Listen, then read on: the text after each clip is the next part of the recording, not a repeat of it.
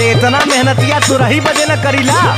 हाँ तो सुनियो ला बहुत होइबा तो प्यार के न रस पाइबा रात से जिया पे रजऊ तो रस जइबा।